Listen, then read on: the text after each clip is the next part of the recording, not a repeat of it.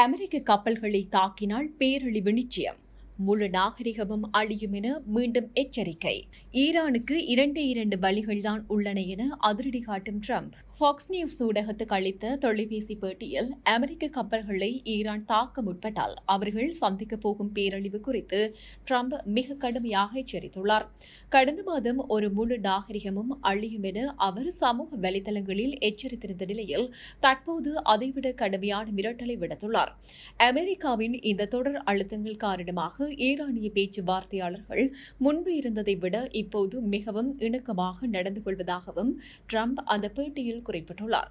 Hormuz ஜலசந்தியை கடக்க முயன்ற பிற வணிக கப்பல்களை ஈரான் குறிவைத்ததை அடுத்து ஈரானுக்கு சொந்தமான 7 படகுகளை அமெரிக்க ராணுவம் சுட்டு வீழ்த்தியதாக ட்ரூத் சோஷியல் தளத்தில் திங்கட்கிழமை மதியம் ட்ரம்ப் அதிகாரப்பூர்வமாக உறுதிப்படுத்தியுள்ளார்.